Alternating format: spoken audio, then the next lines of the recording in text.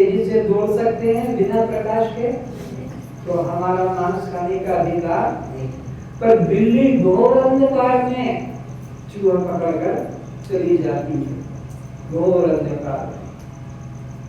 तीसरा लक्षण, जिनके केनाइन टीथ होते हैं दाएं बाएं के लंबे नुकीले, उनको मांस खाने का अधिकार है। पर जिनके दांतों की पंक्ति ऐसे समान होती है, उनको मांस खाने का अधिकार परमात्मा ने नहीं दिया। गाय, घोड़ा, गधा, ऊंट, बैल, हाथी, सुअर, उनके दांतों की पंक्ति समान।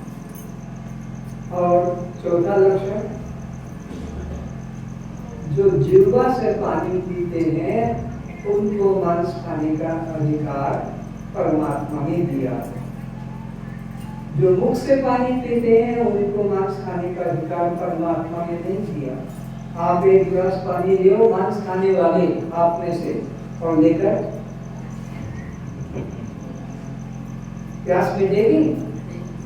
दूधी तो मिटा लेती है, गुजिया मिटा लेता है, वारुणी मिटा लेती है।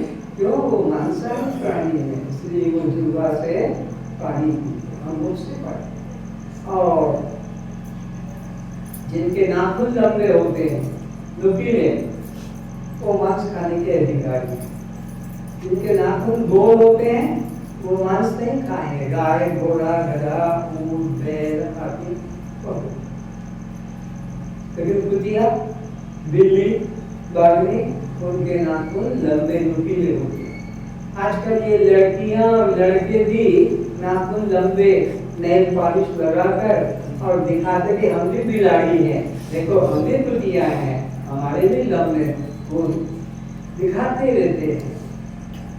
रोड पे जाएंगे नेल पॉलिश लगाकर ऐसे ऐसे, दुकान वाले को ये क्या भाव, ये क्या भाव, वो दिखता है, वो नाखून दिखना चाहिए, तो उसके लिए ऐसे ऐसे वो तुम्हारे को YouTube में भी कोई रेसिपी बताएंगे, तो उसमें भी वो बिना कारण से ऐसे करके वहां पर नाखूनों को दिखाते रहते। ये है स्थिति। और छोटा लक्षण है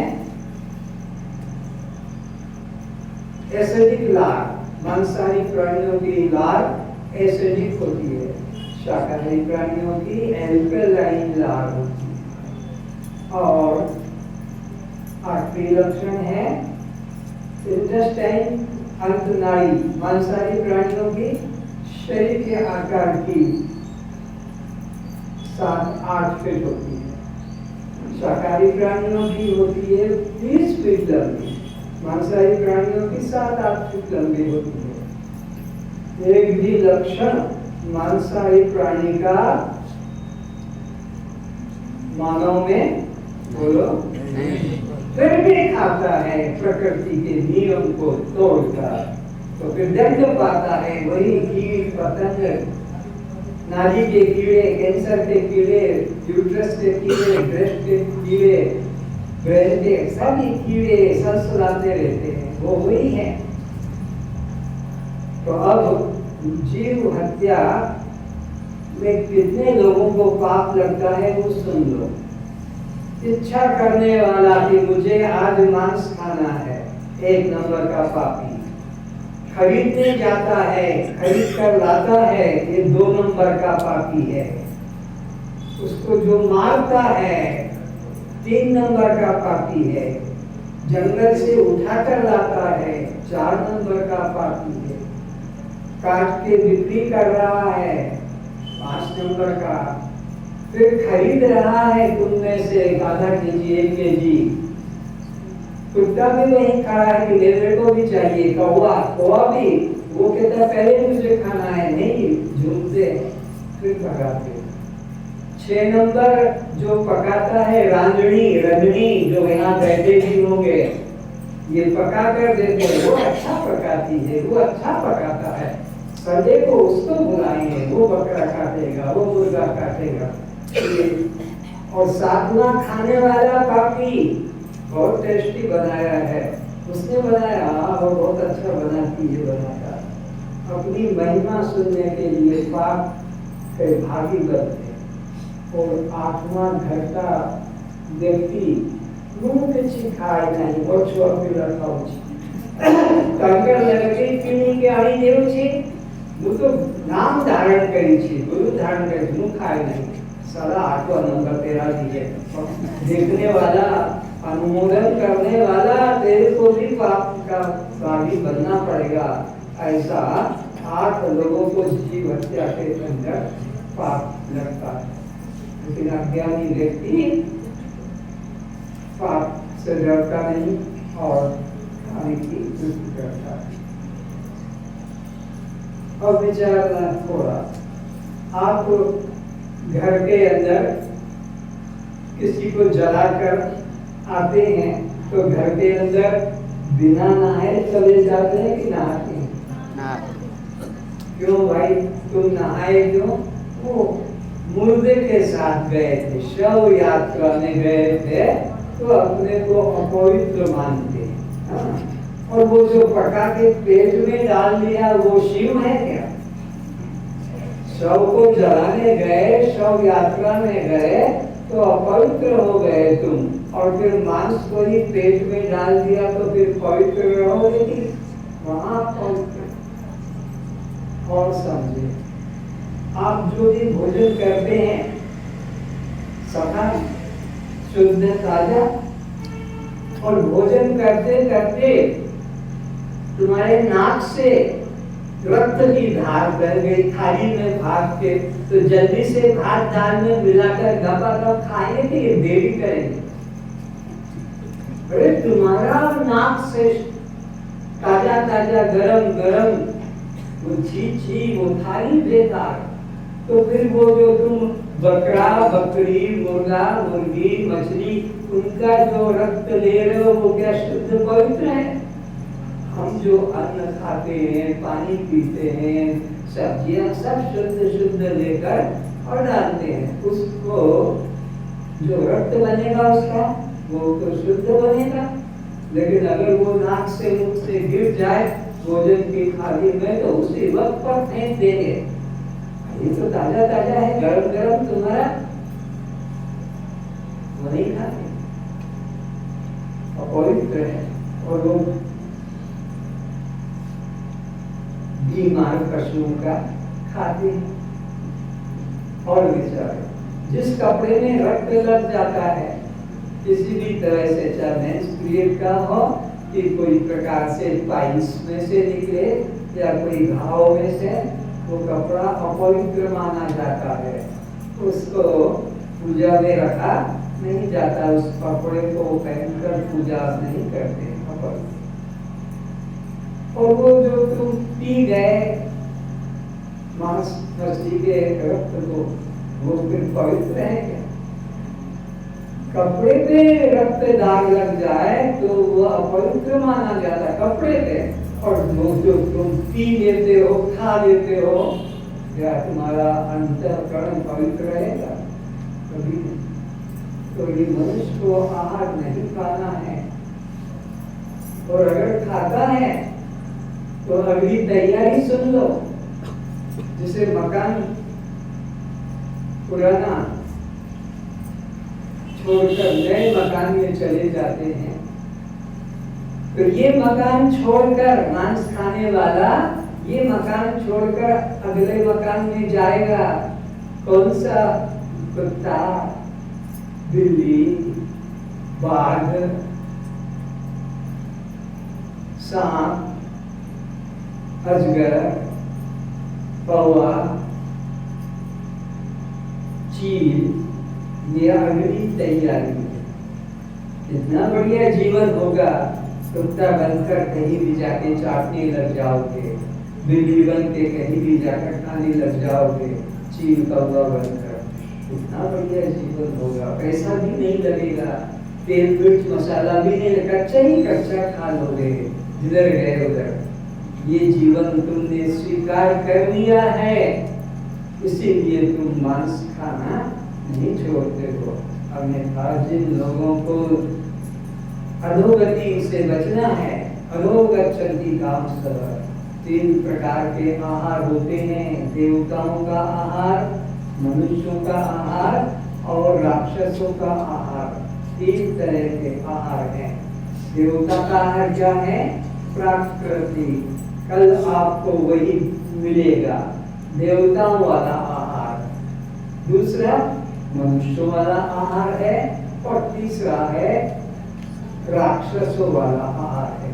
भगवान ने गीता के अंदर तीनों का बताया है। ऊर्ध्व गच्छन्ति सत्त्वस्तम, मध्ये तिष्ठन्ति राजसः, अधो गच्छन्ति तामसः। देवताओं का आहार करने वाले ऊर्ध्व गति को प्राप्त होंगे, स्वर्ग वैकुंठ देव योनि को जाए। मध्य तिष्ठन्ति राजसः, जो मिर्च मसाले काट छाट के जो खाने वाले हैं, ये मनुष्य योनि में ही जन्मेंगे और मरेंगे बार बार। अधो गच्छन्ति तामसः, और जो ये मांस मछली अंडा शराब और सड़ा गला खाने वाले हैं, अधो गच्छन्ति तामसः, ये असुर योनि में अधोगति में जाते हैं। तो जिनको भगवान की तरफ जाना है, कल्याण के करना है, तो उन लोगों को सात्विक आहार लेना चाहिए। सात्विक आहार भगवान को चढ़ाया जाता है। मंदिर में भी सात्विक आहार चढ़ाने की प्रथा है।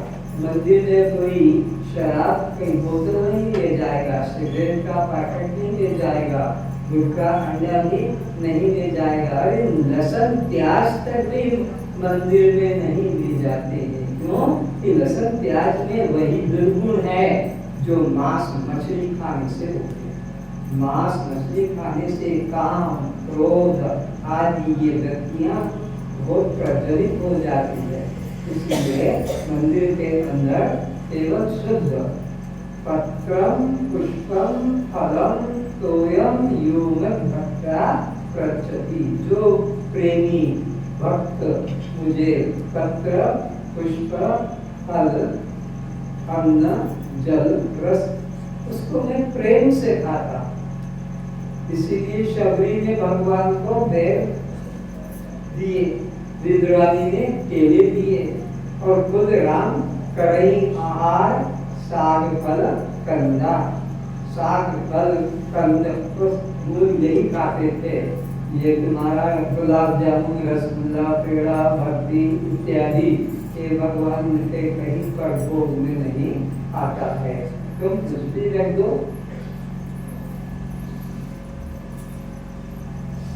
भुवनेश्वर में जो पहाड़ है दोनों साइड में, उसका नाम बंदर बंदर जा रहे हैं। हाँ, उदयगिरी खंडगिरी, वहाँ नीचे मंदिर है। उसमें मैं एक बार घूमते घूमते चला गया, तो वो पुजारी कहता हमारी महिमा देखो, ये पहला मंदिर है जहाँ पर मांस मछली का भोग लगता है। तो मिलकर कुत्ते का कट्टी भी रख दोगे तो वो भगवान थोड़ी कुछ कहेगा, वो गुस्सा होकर गाली देने लगा। ये भी कोई महिमा कि हमारे मंदिर में मछली का मांस का भोग लगता है। तो ऐसे ऐसे दुख लोग भी हैं, धार्मिक अपने को मानते। तो मनुष्य जीवन पाया है तो हमें सात्विक आहार लेना चाहिए, जो भगवान को रखा जाता है। तो सात्विक आहार की पहचान जो मंदिर में चढ़ाया जा सकता है।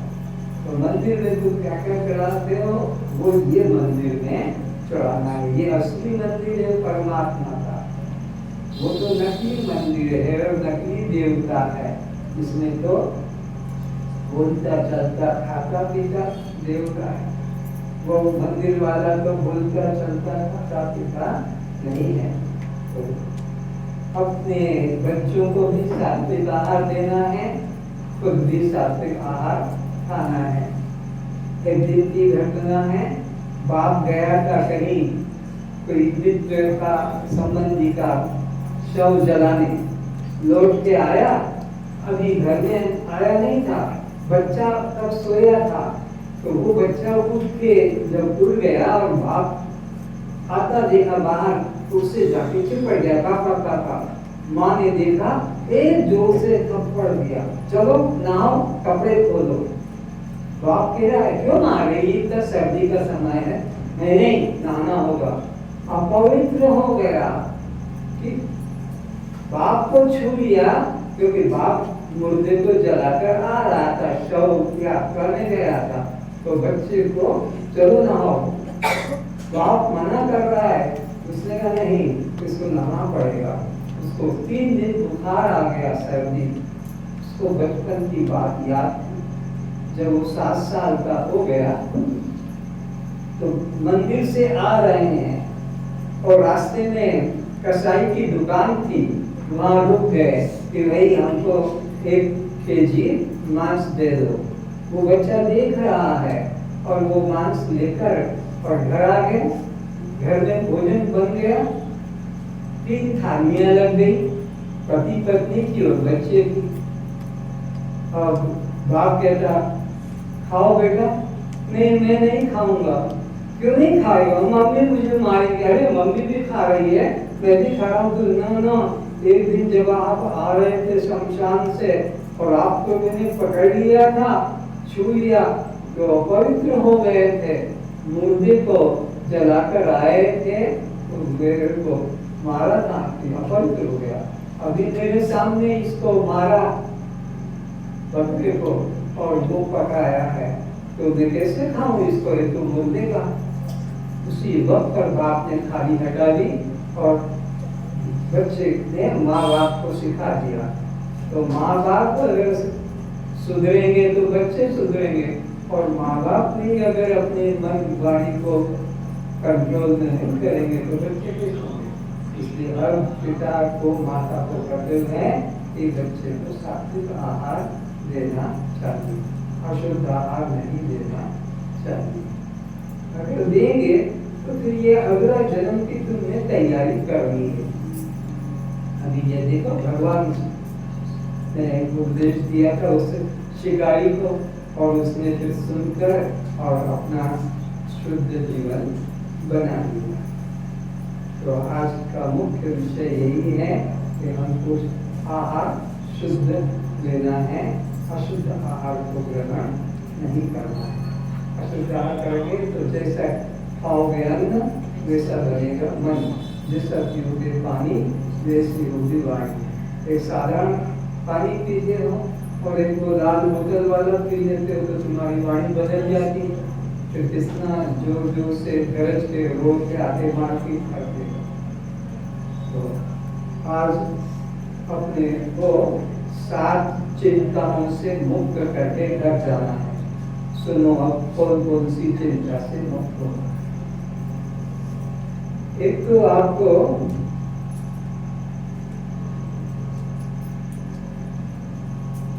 भूख प्यास, जन्म मरण, सुख दुख,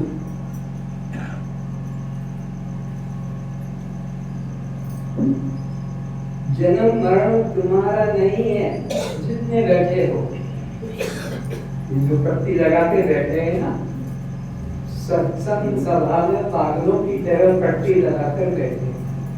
भगवान के सम्मुख, भगवान के मंदिर में क्या सत्संग में अगर पट्टी लगा के बैठे तो उनकी बुद्धि कितनी नीच निकृष्ट हो गई। तो जन्म मरण तुम्हारा नहीं है। जन्म मरण किसका है? शरीर का है, और तुम शरीर में रहने वाले हो। तो भूख प्यास भी तुम्हारा नहीं है। भूख प्यास ये प्राणों को होता है, तुमको भूख प्यास नहीं है। जन्म मरण तुम्हारा नहीं, और तुम्हारे को सुख दुख भी तुम्हारा नहीं है। तुम अपने को जबरन सुख दुख में जोड़ रहे हो, तुम अपने को जबरन भूख प्यास में जोड़ रहे हो, तुम अपने को जबरन जन्म मरण में जोड़ रहे हो। ये जन्म मरण शरीर का है, और ये शरीर में तुम कुछ समय के लिए रहते हो, फिर शरीर को छोड़कर चले जाते हो। तुम्हारी आयु इतनी है कि राम कृष्ण भी तुमसे छोटे होते हैं, ब्रह्मा विष्णु शंकर भी छोटे होते हैं। थोड़ा सा समझ लो। बच्चे विद्यार्थी पहले होंगे कि स्कूल बिल्डिंग और मास्टर पहले होंगे? क्या जवाब दो? विद्यार्थी पहले होंगे, स्कूल मास्टर बाद में होंगे। रोगी पहले होगा कि डॉक्टर हॉस्पिटल पहले होंगे? रोगी पहले। ऐसे ही पापी पहले होगा कि परमात्मा पहले होगा?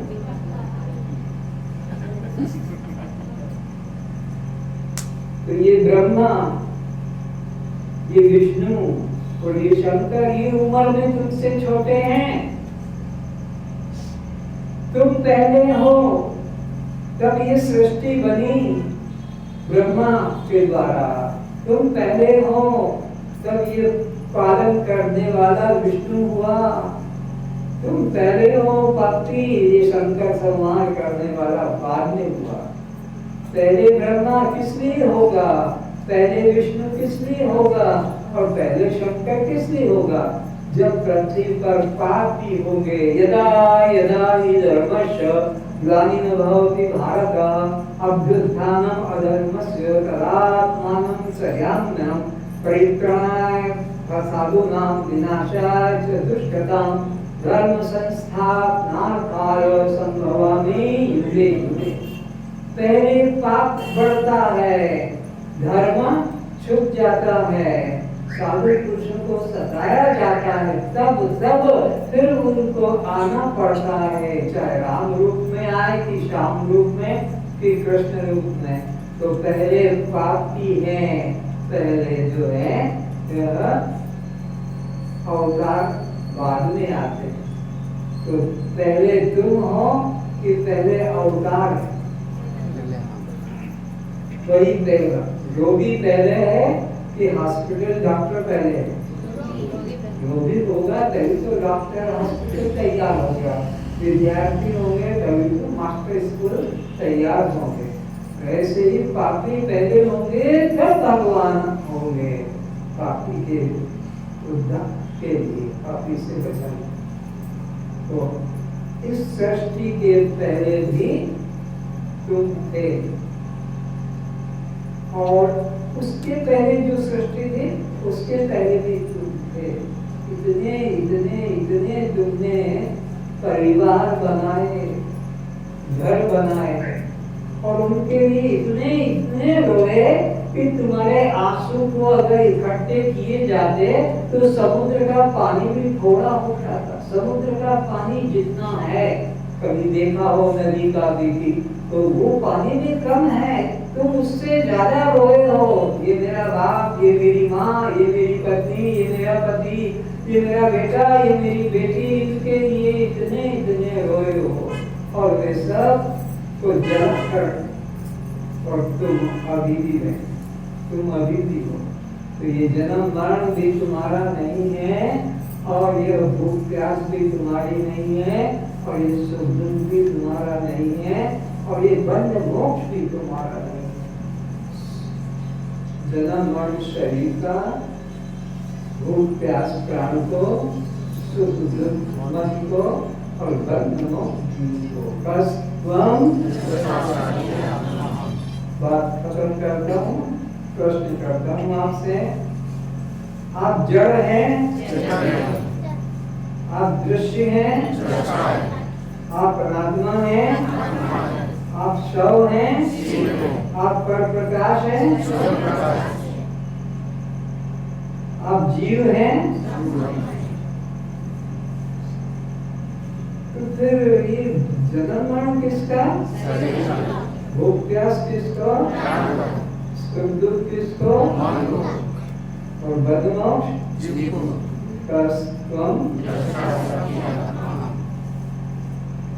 इस काया का होता विनाश है। कौन बोल रहा है?